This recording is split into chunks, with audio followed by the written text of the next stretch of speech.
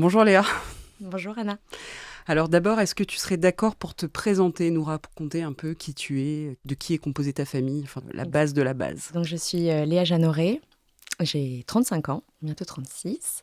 De qui est composée ma famille? Donc j'ai un mari, Guillaume, qui est formidable.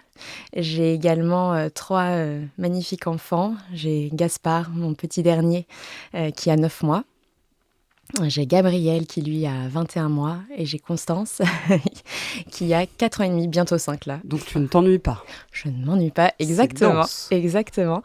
Et du coup, juste après Constance, j'ai également eu Raphaël, notre nourrisson qui est décédé en Dont on va 2023. parler beaucoup aujourd'hui, Exactement. puisque c'est pour ça que tu es là. Oui. Mais avant, est-ce que tu serais d'accord pour nous dire dans quel environnement tu as grandi, enfin, d'où est-ce que tu viens, qu'est-ce que tu fais? Alors moi, donc, je grandis à Tours. En fait, j'ai fait mes études et jusqu'à la trentaine à Tours. En fait, j'ai toujours été un peu près de papa et de maman. J'ai fait des études donc du coup dans la communication. Et après, j'avais tout simplement en fait envie d'investir dans l'immobilier. Ça, c'est vraiment une vocation que j'avais de retaper des appartements. Donc mon papa m'a beaucoup aidé dans cette aventure. Donc c'était très chouette.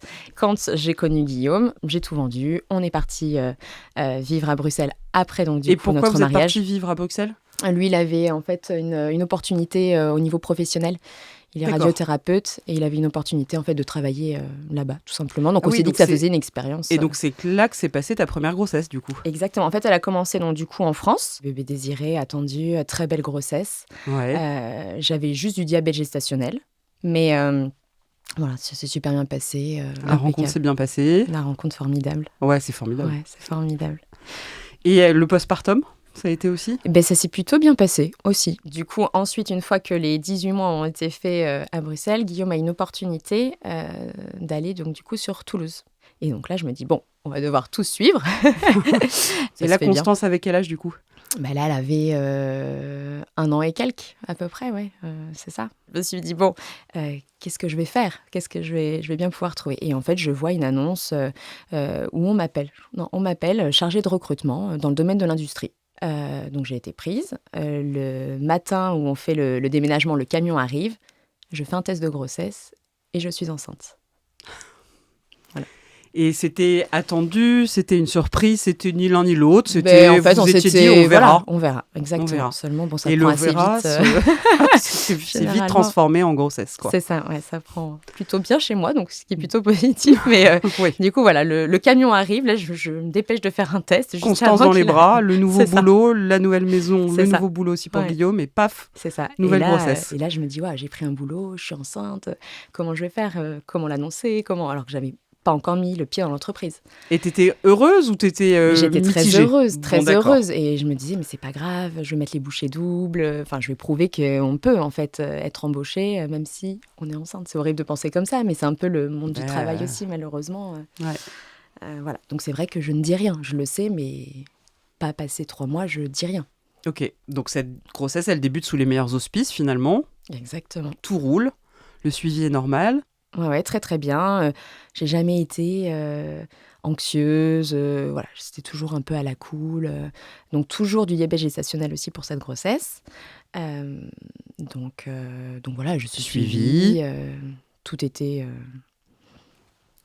T'es impeccable. ouvert, Enfin, quoi. voilà, tout était ouvert. Tout se passait bien pour la grossesse. Donc après, passer les 3 mois, bon, bah là, je l'annonce à mon Ouais. employeur en disant, bah voilà, j'ai une bonne nouvelle à vous annoncer. Je suis enceinte. Et voilà, il m'a dit, mais c'est très bien, bonne Bon, nouvelle. super, donc c'est des gens bien en plus. Ouais, non, ils ont été formidables. Donc là, la grossesse se poursuit. Forcément, comme j'ai du diabète gestationnel, généralement autour de 36 semaines d'aménorrhée. Ouais. En fait, j'ai toujours eu en fait une échographie en plus, du coup, pour vérifier le poids du bébé, si je devais être déclenchée ou pas.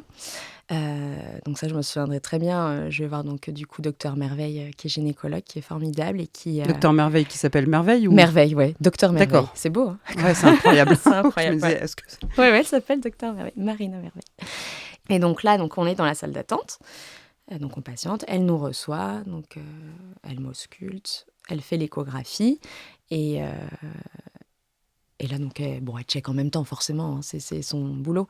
Et puis elle dit bon, par contre il y a un petit truc, les ventricules du cerveau sont un peu dilatés. Donc on dit bon, d'accord. Mais elle dit je vois rien d'autre. Et elle a l'air inquiète quand elle dit ça ou Elle qu'est-ce tique que vous un peu ressentez? sur quelque chose. Ouais, C'est vrai que ça c'est... Oui, le fait qu'elle s'arrête en fait. Enfin, on parlait et puis d'un coup elle s'arrête. Elle dit bon, il y a quelque chose. ok, Mais pas non plus alarmant. d'accord. C'est-à-dire, vous avez déjà fait la prise de sang pour le CMV? Je dis non. Qu'est-ce que c'est? Déjà, première question. On m'en avait jamais parlé. On t'avait jamais parlé du CMV? Jamais parlé du Ni à la CMV. première, ni à la seconde grossesse? Jamais. Ok, Et donc là, du coup, elle nous explique. Elle dit, ben voilà, il existe le CMV. Si jamais vous l'avez contracté, vous pouvez juste l'avoir ou le transmettre aussi au bébé. Il faut juste qu'on voit si vous l'avez déjà eu ou pas. Elle pense tout de suite à ça, en fait, par rapport à ce qu'elle voit à l'échographie. ok. Quand on est sorti, j'avais 2 prises de sang à faire. J'avoue que l'autre, j'ai complètement oublié ce que c'était, mais je me souviens du CMV, du coup. Bah oui, bien sûr. Elle nous avait un peu rassurés en disant, vous savez, on le voit à la fin de la grossesse. Donc normalement, voilà, ça devrait... Oui, donc tous les deux, vous n'étiez pas terrassés par l'angoisse Non. ou comme on peut y avoir dans certains Non. parcours de diagnostic comme oui, ça. voilà, c'est Non, ça. vous n'étiez pas du tout à terre. On s'était dit, au pire des cas, je l'ai eu à la fin. On le voit que maintenant, ça sera pas... Enfin, bon, elle nous avait dit qu'il pouvait y avoir quand même des problèmes de surdité, etc. Mais on s'était dit, au pire, on le fera appareiller. Enfin, bon, voilà, on était... Ouais. Bon, C'est vrai que le CMV peut donner rien et peut aller jusqu'à des lésions extrêmement graves, voire peut neurologique. même Ouais, entraîner c'est la ça. mort. Aussi, c'est voilà. vrai. Et c'est une des causes majeures de surdité. C'est un virus, donc un cytomégalovirus, et qui est vraiment un sale virus. Et donc elle vous dit, vous allez faire une prise de sang et on se revoit on se revoit dans une semaine. Une semaine après, parce qu'en fait, elle voulait aussi voir si les ventricules, au niveau de la dilatation, si ça augmentait beaucoup, etc. Enfin, au niveau des mesures, en fait, si ça changeait en une semaine, s'il y avait bien sûr. Quelque chose de très différent ou pas, au niveau de ces mesures qu'elle avait prises. Donc on refaisait le point une semaine après, mais entre-temps, il fallait que je fasse la prise de sang pour savoir si j'avais eu le CMV ou pas. Donc du coup, le verdict tombe pour la prise de sang. Donc j'ai les marqueurs du CMV qui sont bien là. Il fallait reprendre du coup toutes les sérologies pour savoir pour aller rechercher le CMV, pour à savoir partir s'il de était quand je l'avais contracté. Bien sûr. Donc du coup, il y a toute cette petite enquête qui est faite. En plus, j'allais pas au même laboratoire. Et donc, vous arrivez à dater l'infection finalement avec tous ces Alors, ce qui est très investigations? bizarre, c'est que Dr Merveille nous dit, voilà, en fait, vous avez toujours eu le CMV pendant la grossesse. Donc... Et donc voilà, donc elle me dit, bon, déjà, il faut faire une amyosynthèse, puisque du coup, voir si le bébé le CMV est dans le placenta, l'a contracté. Donc déjà, quelques jours après, j'ai le rendez-vous 3 jours après pour la myosynthèse. Donc là, je fais la myosynthèse. Et là, tu sens l'angoisse qui monte. Enfin, c'est bizarre. C'est vrai que là, avec le recul de 3 ans, c'est dur aussi de le dire, mais sur le moment, j'avais pas tellement l'impression. Enfin, j'avais plus peur de l'aiguille qu'elle est rentrée dans mon ventre. En fait, c'était bizarre parce que je me disais, c'est quand même bizarre qu'on... Tu pouvais peut-être pas y croire aussi qu'il puisse y avoir un gros problème, de toute façon. C'était hors de ton champ de pensée. Mais je me disais toujours, c'est quand même bizarre qu'on ait envie de nous montrer ça à la toute fin de la grossesse aussi. Ouais. Il y avait quand même une petite pensée où je me disais, pourquoi ? Enfin, c'est quand même bizarre. Si tout se passe bien à la fin, pourquoi est-ce qu'on veut nous montrer ça maintenant ? Ouais. Quand tu dis « on », c'est qui ? Le corps médical, pourquoi est-ce que... Ou l'univers, j'en sais rien, mais pourquoi on veut... Voilà, c'est plus ça, en fait. Pourquoi on a envie de... Voilà, parce que si j'avais pas eu de diabète gestationnel, on partait... on n'aurait jamais découvert ça, en fait. C'est fou. Que notre petit était atteint du CMV. Bien sûr, ouais. C'est vrai que là, à ce moment-là, donc je fais la myosynthèse. Je me souviens, j'envoie une petite photo à Guillaume avec ma Charlotte, prête à en découdre. Bon, les résultats sont assez rapides, il me semble. Là, je me souviens, le téléphone sonne. Donc, c'est Dr Merveille. J'étais toute seule. Et elle me dit, voilà, j'ai les résultats de la myosynthèse. Il s'avère, oui, que votre fœtus a le CMV. Là, ça me paraît un peu flou parce qu'elle me dit, vous êtes toute seule ? Je dis, oui, je suis toute seule. Guillaume est à une réunion. Elle dit, écoutez, je vais appeler Guillaume. Je lui dis, et comme ça, il vous explique avec ses mots. Parce que, elle était très médicale. Enfin, il y a des termes que j'aurais peut-être pas saisis. On n'a pas précisé, mais quand tu dis Guillaume est radiothérapeute, c'est qu'il est médecin, en fait. Et donc là, elle me laisse un petit peu en plan. On raccroche. Et là, en fait, je pense que c'était pas une bonne idée parce qu'en fait, je me fais tout un film dans ma tête en me disant, mais si elle me laisse là pour expliquer à Guillaume, et après c'est Guillaume qui doit me transmettre l'information, Et en fait, je sais pas pourquoi, mais je me suis dit, si ça se trouve, j'étais allée très loin, ne pensant pas ce qui allait se passer par la suite. Je me suis dit, si ça se trouve, on va me demander d'arrêter ma grossesse. Enfin, il y a un truc, quoi. Ah ouais, tu penses là, ça j'ai tout de pensé suite ça. quand même. Et je me suis dit, mais non, pense pas à ça, c'est pas possible. Pas, j'ai fait ma valise de maternité. Enfin, je veux dire, tout est prêt. Oui, parce que là, on est à 37 semaines passées, du coup. Là, on est à 37 semaines.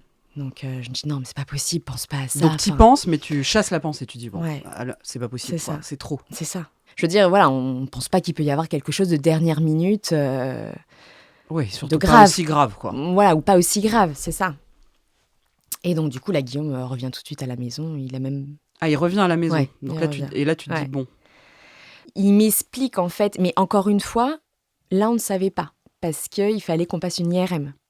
Mais en urgence. L'IRM, c'est pour aller checker le bébé. C'est pas une IRM pour toi, c'est une IRM pour aller checker le cerveau du bébé. Ouais, exactement. Comment va le bébé. C'est ça. Et donc là... Voilà, Guillaume arrive, il me dit, il faut Docteur Merveille prend rendez-vous pour faire une IRM. Elle va nous dire si c'est à Bordeaux, si c'est à Toulouse. Elle essaye d'avoir une place au plus vite. Et c'est l'IRM qui statue si, oui ou non, c'est gravissime. Ouais. En fait, c'est ça. Ouais. Donc, on va à l'IRM, c'était le... Tous les deux ? Oui, tous les deux. Ouais. Oui, tous les deux. On va à l'IRM, donc là... Ouais, c'était un vendredi. Donc presque une semaine d'intervalle avec l'écho où on pensait encore que tout allait bien, quoi. Et donc là, on va à l'hôpital. Je me souviens m'être dit, parce que pendant ce contrôle, en fait, pendant l'IRM, on a plein de sons qui arrivent. Et je me souviens m'être dit, bon, c'est bon, il n'est pas sourd. Il répond bien dès qu'il y a des sons. Voilà, au niveau de l'examen, je sens qu'il donne des coups de pied, etc., qu'il bouge bien. Il n'y a pas de souci, c'est sûr, il n'est pas sourd. Guillaume, il est dans quel état, lui? Il vit comment, là, cette séquence? Parce que quand on est médecin ou soignant, ça peut être aussi encore différent. Je pense qu'il prend les infos au fur et à mesure. Et en fait, je pense qu'on est en mode un peu robot, automatique. Il arrive à être père, du coup. Il n'est pas tout de suite dans des projections dramatiques que font parfois les soignants. Non, alors peut-être qu'il ne me l'a pas dit. Ouais. Peut-être qu'il le gardait pour lui. Mais je pense qu'il avait quand même plus saisi la notion de la gravité. Ouais. Que moi, sincèrement, j'ai même pas regardé sur Internet le CMV. En fait, je sais pas, c'est comme si je m'étais mise dans une bulle et je voulais rien savoir, en fait. Et donc là, du coup, on fait... je fais l'IRM avec mon bébé, donc oui, on fait l'IRM. Ouais. Et donc après, on attend dans un petit box que la radiologue, du coup, vienne interpréter les résultats, en fait. Et donc là, elle nous dit, si ça avait été un jeune, il aurait peut-être pas vu autant de choses que j'ai vues, mais moi, je peux vous dire que votre enfant, il ira pas bien. Ah la vache, elle dit ça. Qu'il y aura des problèmes neurologiques très graves, ouais. Et donc là, vous êtes tous les deux face à elle. Tous les deux face à elle, on se regarde. En fait, je crois qu'on n'a même pas de mots.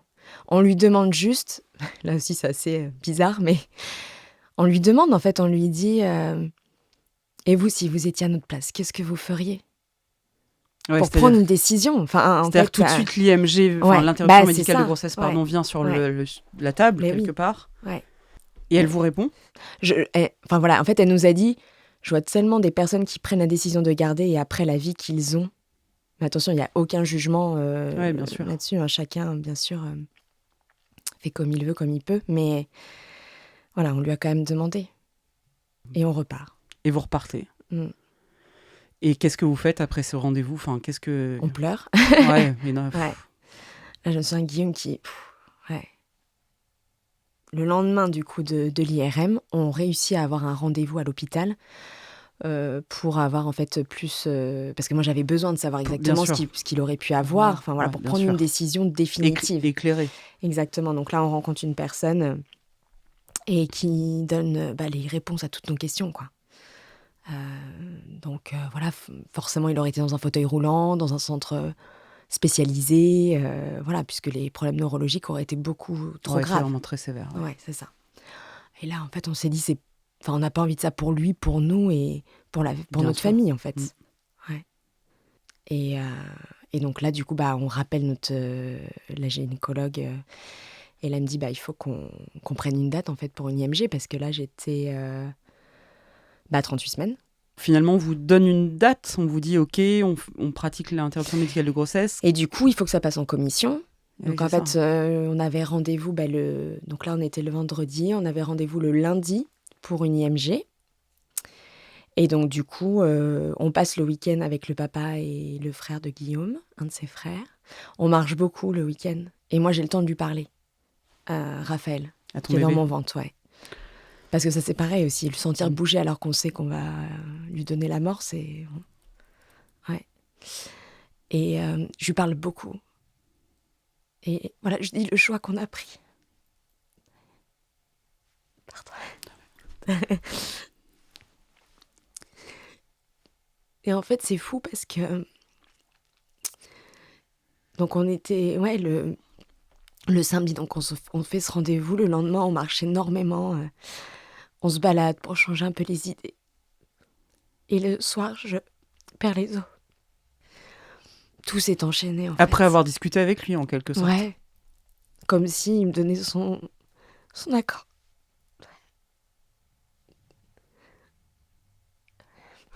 Je me souviens dire à Guillaume... Non, mais en fait, c'était drôle parce que... Enfin, je sais pas si on peut vraiment dire ça comme ça, mais... C'est arrivé au moment où on avait eu le temps de coucher Constance. En fait, c'est vraiment les conditions incroyables pour pas non plus que Constance subisse tout ça. On prend la voiture, on pense même à protéger la voiture. Enfin voilà, en fait, ça paraît tellement fou. Enfin, C'est irréel. c'est irréel. Et en fait, on se dit, là, on va à l'hôpital, mais pas dans les mêmes conditions, quoi. Oui, c'est ce On départ n'attend qui est pas... normalement Ouais, si joyeux. on n'aura pas notre bébé à la fin. Donc là, on prend la route pour partir, parce que c'est pareil, il fallait aussi aller assez vite, parce que là, j'étais en travail. Ah oui, tu commences à avoir des contractions en plus. Ouais, j'avais... Ah ouais, oui, ouais. d'accord. Donc là, tout de suite, on est pris en charge dès qu'on arrive. On réexplique la situation. Et le personnel est vraiment très touchant et agréable, quoi. Ouais. Et donc là, du coup, ils nous mettent en... Salle d'accouchement. Ouais, salle d'accouchement, ouais, c'est ça. On me pose la péridurale. Ouais.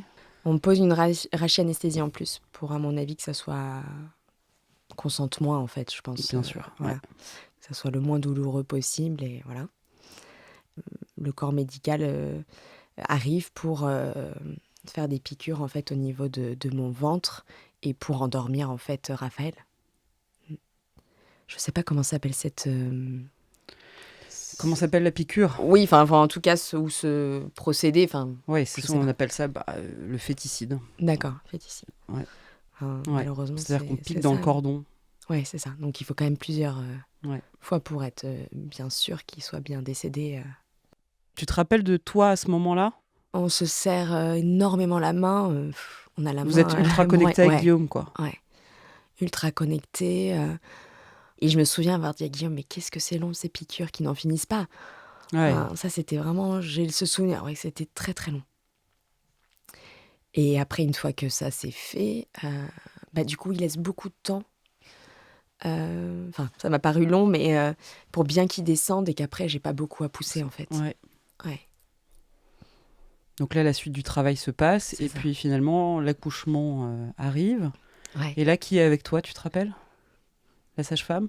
Oui, une sage-femme qui L'infirmière? venait nous voir de temps en temps, Ok. qui revenait, qui me demandait si j'étais prête à pousser, si on jouait encore du temps. Voilà, il brusque pas. Ouais. Mm. Et donc, finalement, tu finis par pousser. Voilà, c'est ça, ouais. Et tu t'avais dit que tu voulais voir Raphaël ou qu'est-ce que Ouais. tu avais dit? Tu avais pu dire des choses à l'avance? On avait dit qu'on voulait le voir, Tout de suite? mais habillé. Habillé. Ouais, Donc là, il naît. oui. Petit cœur. Il l'emporte pour l'habiller Ouais. et pour nous le présenter après.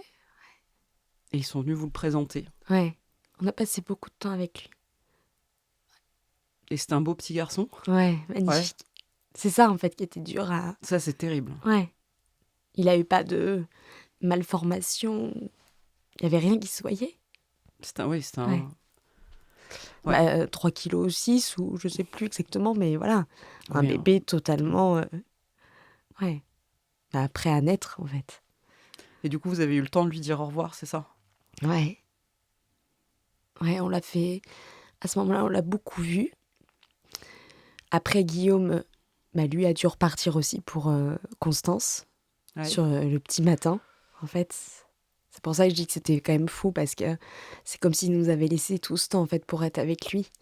C'est Et vrai que que c'est incroyable cette Guillaume, histoire. Ouais. et que Guillaume reparte vraiment sur le petit matin pour accueillir Constance qui venait de se réveiller de sa nuit, pour au moins être présent. Et toi, tu restes seule, donc à la Ouais, maternité, bien ouais, sûr, je mais restais seule. sans Raphaël. Raphaël, il avait déjà Ouais. été emporté. Mm. Ouais, c'est ça. Donc là, je me retrouve toute seule dans ma chambre d'hôpital sans mon bébé, quoi. Et t'étais dans quel état? Je me souviens que je reçois beaucoup de messages, beaucoup d'appels. Après, Parce que vous avez annoncé sa naissance. bah, du coup, tout le monde savait de toute façon. Ouais. Mais je sais même plus comment ça s'est passé, je t'avoue. Mais voilà, forcément, Guillaume a envoyé tous les messages en disant, bah voilà, il est...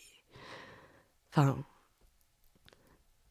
je sais pas trop comment on dit, Bah, né, il est né, décédé, ouais, ouais, ouais. voilà, enfin, Ouais. ouais.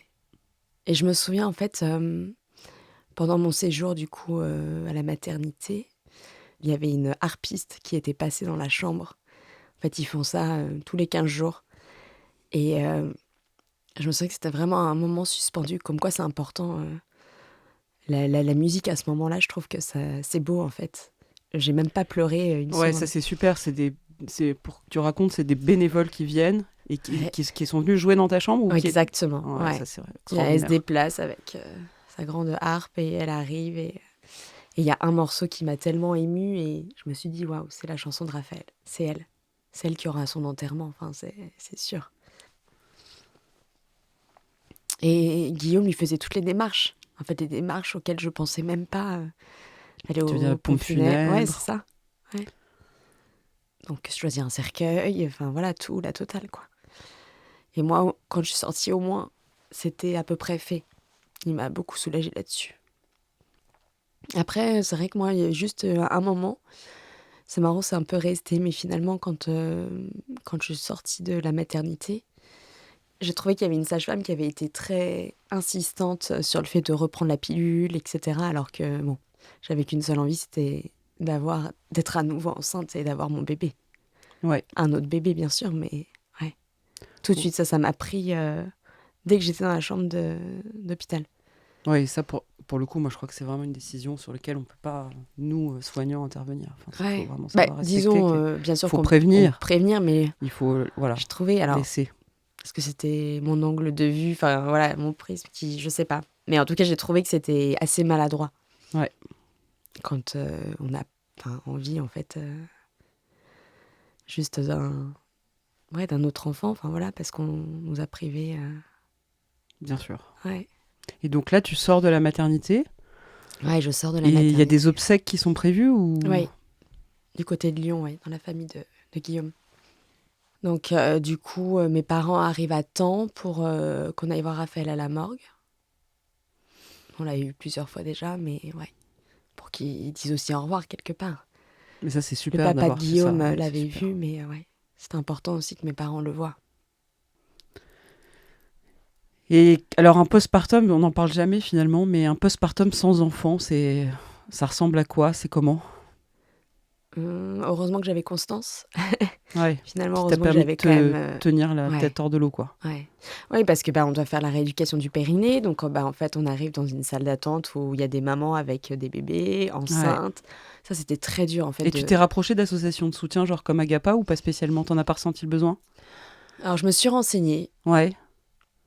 J'avais fait, je sais plus si c'était Agapa ou en tout cas une des associations, mais l'endroit où on allait, c'était très sombre. Enfin, ça m'avait pas tellement plu, en fait. D'accord. Je m'étais dit, je veux quelque chose d'un peu plus vivant, voilà. Mais j'étais suivie par une psychologue à Ok. l'hôpital, bien entendu, qui était elle était plutôt bien. Mais elle est partie après au Canada. Et après, non, je me suis aussi rapprochée de tout ce qui était un peu... Je pense qu'on essayait un peu tout. Mais médecine chinoise, ça m'a fait beaucoup de bien.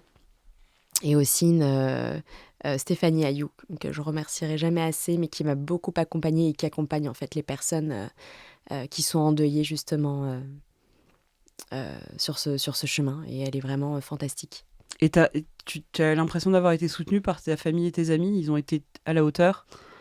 Ouais, alors c'est jamais très évident, hein, forcément, mais la famille, oui, même si voilà, il y a toujours après des petites tensions, des maladresses, voilà.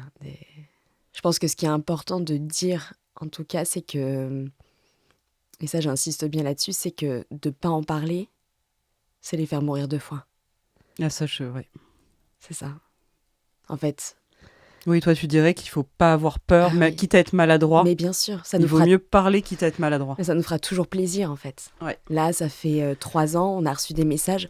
Forcément, je pleure comme une madeleine ce jour-là, mais ça fait tellement chaud au cœur, en fait, de savoir que beaucoup de gens y pensent. Oui, presque le pire, c'est de faire comme s'ils n'avaient pas existé, alors qu'il a pleinement existé. Ça, c'est très, très dur. Qu'est-ce que tu pourrais dire, toi, là, à des gens qui sont dans l'entourage de quelqu'un qui est comme ça endeuillé? Toujours. Toi, de quoi tu aurais eu besoin? Bien sûr, d'attention, tu l'as dit, de messages, Mais en fait, qu'on prenne toujours la peine de demander comment ça va. Ouais. Mais rien que ça, en fait, ça fait tellement plaisir, ça fait chaud au cœur, en fait. Ouais. Ça, c'est tellement important. De juste sentir... Et toi, comment tu vas, malgré cette tempête émotionnelle? Et en fait, tout de suite, ça brise la glace. Ouais. Plutôt que de ne pas en parler. En fait, ce qu'on retient, c'est juste, tu vois, elle m'en a pas parlé. Ouais. Ou il ne m'en a pas parlé. Et c'est vrai que ça blesse profondément. Et donc, les mois s'égrènent après la naissance de Raphaël. Vous le faites vivre, vous en parlez facilement avec Guillaume? Ah oui. Ouais. Et dans la façon de vivre votre tristesse? On était plutôt alignés, mais moi, je pense que j'avais beaucoup de colère envers le corps médical. Ouais. Le sentiment de ne pas avoir été prévenue, en fait, que quelque chose pouvait arriver et peut-être qu'on aurait pu faire certaines choses avant. Donc ça, c'était très dur. Ouais, très, très dur. Après, voilà, avec Guillaume, on parlait beaucoup. Et à chaque moment, en fait, on s'est toujours dit qu'on se dirait tout. Tu dirais plutôt que ça vous a soudés ou que ça vous a éloignés? Ah non, ça nous a énormément soudés. Ouais. Énormément soudés. Ouais. Et c'est ce qui fait qu'aujourd'hui, on a la famille qu'on a aussi. C'est-à-dire que... Après avoir vécu ça, oui, tu peux te dire, c'est ça. Donc, allons-y, quoi. Après Raphaël, moi, j'avais qu'une seule hâte aussi, quelque part, c'était que mon retour de couche pour pouvoir... Et seulement là, on a... Alors, je sais plus pourquoi, j'avais eu envie d'avoir une échographie de mon utérus vide. Ouais. Je ressentais ce besoin. Et en fait, lors de cette échographie, on s'est aperçu qu'il restait 2 morceaux de placenta. Donc, j'ai dû me faire opérer pour, bien sûr, les retirer. Donc ça, c'était 3 mois après. Ah, la vache. Ouais, voilà. C'était dur. Ouais. Donc, du coup, voilà. Parce que, il y aurait eu un risque de fausse couche. Et attends, j'en ai même pas parlé, mais du coup, pas travail dans tout ça, en plus, les constances, c'est quoi? Voilà, exactement. Donc, par rapport à ça, j'annonce au travail que... alors déjà, j'avais mon manager... T'étais en congé maternité, évidemment, J'étais en congé maternité, voilà. Et en fait, j'avais dit... Ils n'étaient pas du tout au courant. Ils n'étaient pas au courant, mais j'avais quand même dit à mon manager, bon, on est en train de faire des examens, ça sent pas très bon, je te tiens au courant.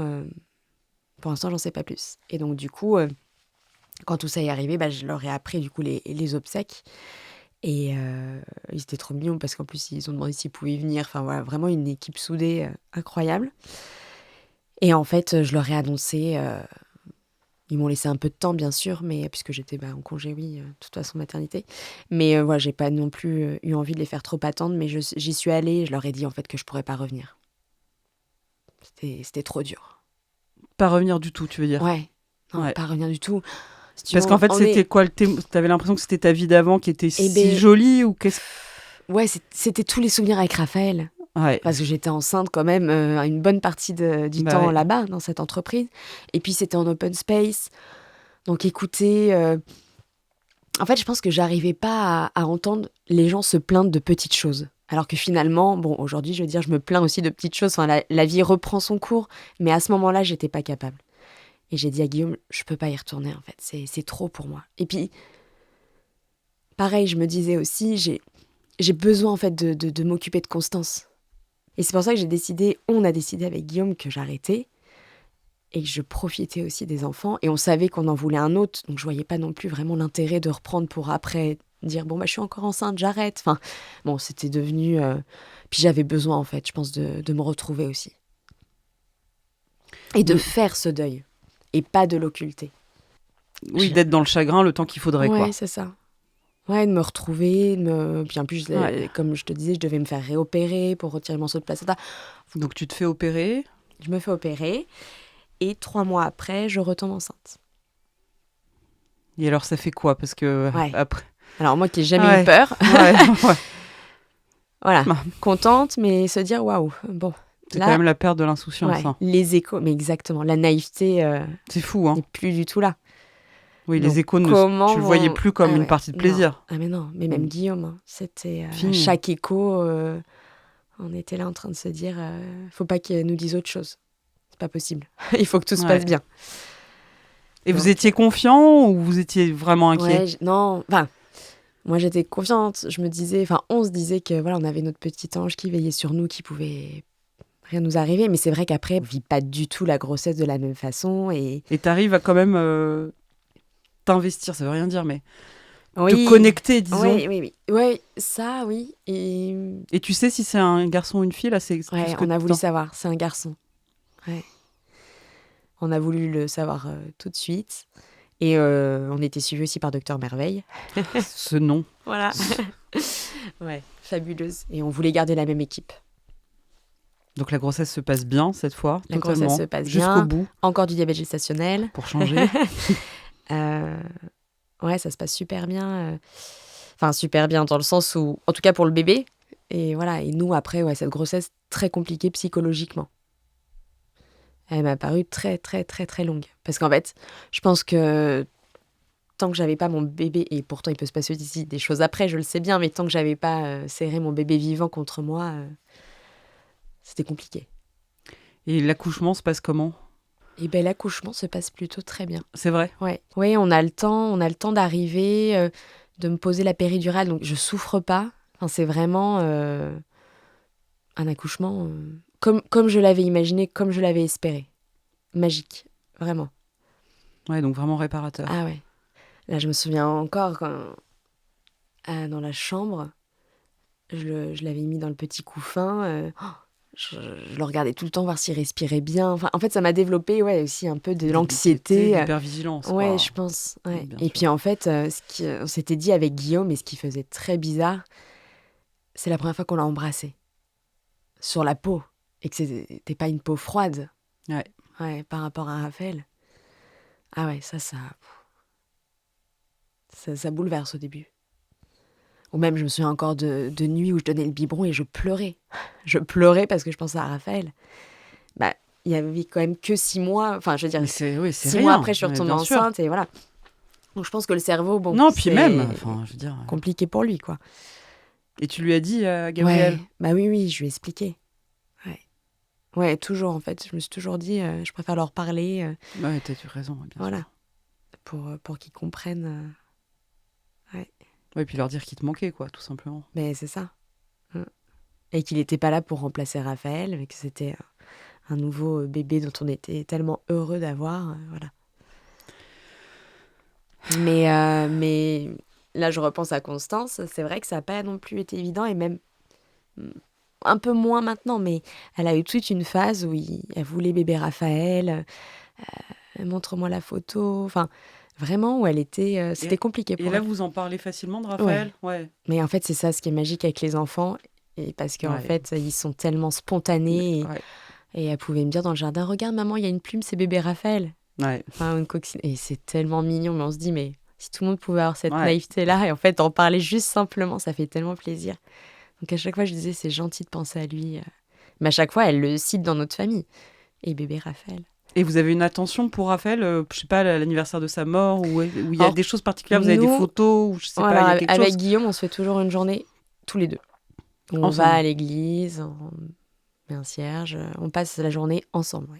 C'est notre journée, tous les deux, on se fait un bon restaurant, enfin voilà, on essaye de vivre pour lui, quoi. Et donc Gabriel naît, et après encore un autre bébé. Et encore un autre bébé.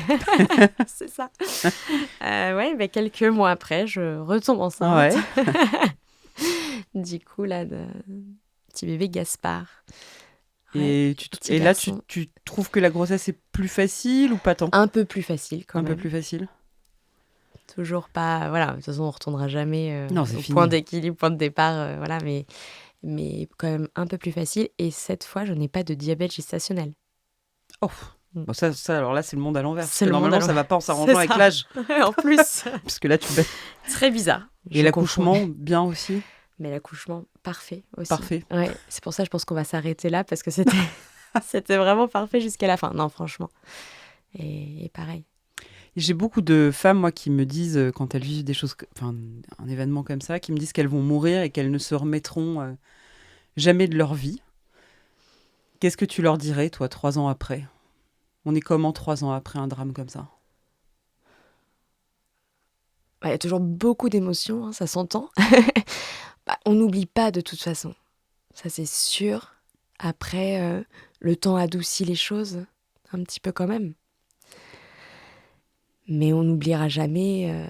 Mais on arrive à retrouver de la joie quand Oui, même. mais oui, bien sûr. Mais c'est ça qui est beau aussi dans la vie, quelque part, et heureusement, parce que sinon, ça serait tellement triste. Et oui, et de temps en temps, il peut y avoir un événement qui va nous faire penser à quelque chose, voilà, où ça sera un peu plus difficile, mais forcément, oui, on arrive à vivre, et il y a encore plein de belles choses à vivre, ça c'est sûr, mais surtout, enfin, en tout cas pour moi, c'est mes enfants qui me... Bon, mon mari aussi, mais, mais les enfants, enfin, c'est incroyable en fait. C'est Oui, notre tu te chair, quoi. raccroches. Ouais. Et ça, il nous raccroche à la vie. Ouais. En fait, on n'a pas le choix. Oui, il te laisse pas le choix. Enfin, c'est ça. Ouais. Et heureusement qu'on les a. En fait, je me suis toujours dit, si ça s'est passé, si c'est arrivé, c'est que malheureusement, ça devait arriver. Et je me disais qu'il fallait vraiment en tirer des conséquences. Enfin, ma vie ne pouvait pas être la même juste après. Il fallait qu'il y ait des choses qui changent, en fait, tout simplement. Et même quand je le disais peu de temps après, c'est pas arrivé par hasard. Rien n'arrive par hasard. C'était très dur à entendre, mais aujourd'hui, je trouve que ça fait vraiment sens. Aujourd'hui, ouais. Parce que du coup, j'ai une autre vie très différente sans mon Raphaël, mais peut-être aussi plus en adéquation avec qui je suis aujourd'hui. Oui, ça je comprends. Elle te manque pas quand même, la Léa d'avant ? Non. Je sais pas, ouais. Elle est différente et transformée grâce à ce malheur. Ouais, t'aimes la nouvelle Léa. Mais ouais, j'aime parce que en fait, j'ai plus peur de rien. T'as plus peur de rien grâce à Raphaël. Ouais, franchement. C'est des vies minuscules mais qui sont immenses en fait. Ouais, exactement. Qui changent la trajectoire souvent. Et encore une fois, c'est pas une façon, quand je dis ça, c'est pas du tout une façon de minimiser. Mais non, bien sûr, mais on peut pas de toute façon minimiser les choses. Les faits sont là, c'est dramatique, c'est horrible, mais on s'en relève quelque part. On fait jamais son mais on deuil peut mettre du totalement, temps. voilà, on peut mettre du temps. On met du temps, ça prend du temps, ouais. C'est sûr. Sur le CMV, est-ce que tu auras envie de faire passer un message ? Alors, je le dis, le CMV maintenant, depuis juin, enfin. Ça, c'était dur aussi pour moi. Enfin, il y a le dépistage. Merci aux chefs de service qui se sont battus. On pourrait citer le professeur Ville. Le professeur Ville, oui. Ouais, voilà. Et puis, il y en a d'autres, bien sûr. Il y a le GRIG, GRIG. Ça, pour avoir des informations, parce que souvent, vous ne savez pas du tout ce que c'est. Pour se prémunir de l'infection, en fait, il y a des moyens quand même assez simples. Il y a un site internet, donc GRIG. Vous avez des vidéos de prévention pour ne pas attraper. Donc, j'invite, si vous êtes enceinte, allez les voir. Et ce qu'il faut dire aux gens quand même, c'est que s'il y a une séroconversion, c'est-à-dire si on attrape le CMV, il y a un traitement qui est efficace. Du valaciclovir. Bien sûr. Qui marche. Alors oui, c'est beaucoup de cachets par jour parce qu'il y a une question de conditionnement, mais de fait, ça marche. Voilà. Ouais, c'est ça. Ça marche. Ouais. En tout cas, il faut l'essayer. Il faut l'essayer, c'est ça. En fait, c'est ça, moi, c'était compliqué. C'est de se dire, on n'a pas tout essayé. Enfin, puisqu'on l'a su qu'à la fin. Et en fait, c'est ça qui était terrible. Parce que moi, les vidéos du professeur Yves, justement, j'ai tout regardé 3 jours avant de perdre mon enfant. Ouais. Donc là, si jamais, parce que tous les sages-femmes et médecins n'y pensent pas toujours forcément encore, donc vraiment, n'hésitez pas à le demander. Ce ne sera pas perçu comme ça fait partie des recommandations dans l'expérimentation. Donc, n'hésitez pas à demander la sérologie du CMV. Il faut le dire, que les gens demandent, parce que j'ai une copine qui était enceinte récemment et sa gynécologue ne lui a pas prescrit. Ouais. Alors que, normalement, c'est censé être... prescrit. Voilà. Pour finir, Léa, comment vous allez aujourd'hui ? Comment va votre famille ? Est-ce que tout le monde va bien ? Comment vous allez ? On va bien. Le principal, voilà, tout le monde est en bonne santé. Ça, c'est vraiment le principal. Bah écoute, merci beaucoup, Léa, d'être venue à ce micro. Merci à toi. Merci d'avoir fait entendre ma voix pour Raphaël aussi. Merci beaucoup. Merci.